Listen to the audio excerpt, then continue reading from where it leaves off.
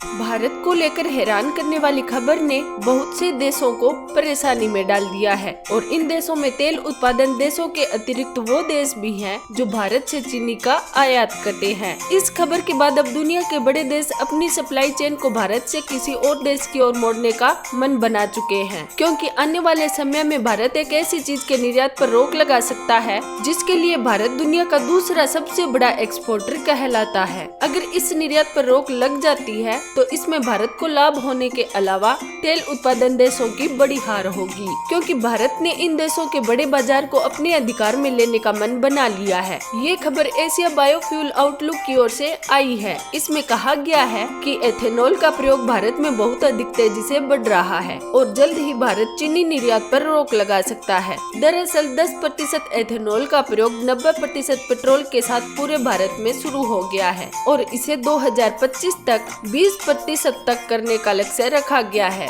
जिसके कारण अभी ये आशंका पैदा हो चुकी है कि 2025 के बाद भारत गन्ने की खेती का प्रमुख भाग एथेनॉल के उत्पादन में प्रयोग करेगा, जिसके कारण चीनी की कमी पूरे विश्व में दिखाई दे सकती है। ब्राजील के बाद भारत दुनिया का दूसरा सबसे बड़ा चीनी का एक्सपोर्टर है और पूरे विश्व के चीनी बाजार में भारत का 15% शेयर है। लेकिन बीएमआई की रिपोर्ट में ये कहा गया है कि जल्द ही चीनी को लेकर भारत का एक विकल्प ढूंढने की आवश्यकता है। इसमें दो देशों का नाम सामने आया है जो भारत द्वारा छोड़े गए चीनी बाजार को पूरा करने के लिए सही विकल्प है। इन दोनों देशों के नाम है थाईलैंड और इंडोनेशिया। इन दोनों में इंडोनेशिया पर ज्यादा विश्वास दिखाया जा रहा है। इसका कारण ये है कि इंडोनेशिया भारत की तरह ब्लेंडेड पेट्रोल के प्रोजेक्ट पर कार्य शुरू कर चुका है और इनिशियली 5% एथेनॉल की ब्लेंडिंग करने का लक्ष्य रखा गया है। इसलिए इंडोनेशिया ने गन्ने की खेती में बढ़ोतरी करना शुरू कर दिया है। लेकिन इंडोनेशिया का नाम चीनी निर्यात को लेकर लिस्ट के पहले 5 देशों में नहीं है। इंडोनेशिया द्वारा लिया गया ये फैसला भारत के लिए अच्छी खबर है,